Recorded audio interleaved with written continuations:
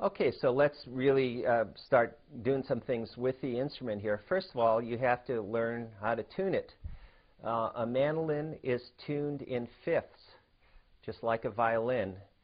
And the reason it's called fifths is, for example, here is a D note.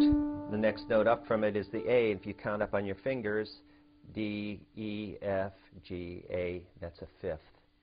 The notes are G, D, A, E. And if you'll notice, we've got pairs of strings. Those are tuned to unison. So two Gs should be identical if it's tuned, two Ds, two As, and two E's tuned in unison. In learning how to tune, this is actually another opportunity for those of you who haven't played other instruments or played much music to really develop your ear. There's different ways of tuning, but let me explain one that will help you develop your ear, especially with respect to being sensitive to when a note is too high or sharp or too low, which is called flat. One way to do it is to get a reference note. Say, get a G from a friend maybe who's in tune, or from a piano or something like that.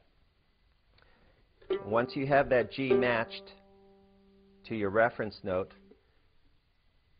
you count up to the 7th fret, fret that note, and then the next note, the D, you need to make match that. So you would adjust your tuning peg to match that. Once you get the D in tune, you would then fret the D at the 7th fret, hit the A open, and match that note to it. And then you do the same thing in trying to tune your E string. You fret the A string at the 7th fret, and those should match. Now, if you don't have a G as a reference note, a lot of times I'll have a tuning fork, which is 440A.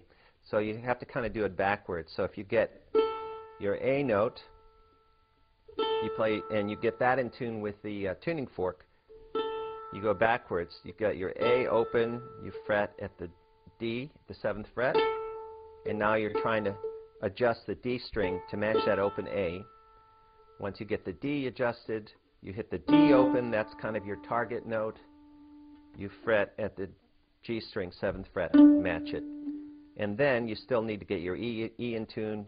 Presumably your A is still at pitch, 7th fret of the A string, and you hit the E open and match that. And again, you're going to get better at this the more you do it, the more you rely on your ear in making real slight adjustments and recognizing when a note is a little sharp or a little flat. And believe it or not, even after playing for over 30 years, I feel like my ear is still improving, and it's not there yet. And seems like with every year, I'm getting a little better idea and a better sense of the subtleties of when something's sharp or flat. Another way to tune the mandolin, and this is when your ear has been further along in development, you've probably heard violins.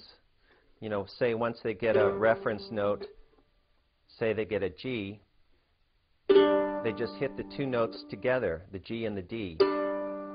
Either like, and as they're bowing it, they're dragging out the note quite a bit.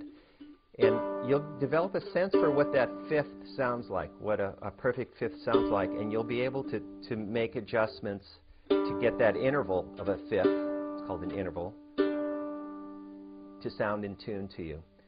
And then you can do that all the way across. And another way to tune is to use a tuner.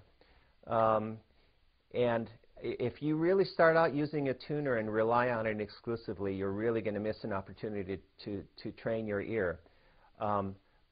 But tuners are really helpful, and they can really tell you exactly when you're sharp or when you're flat.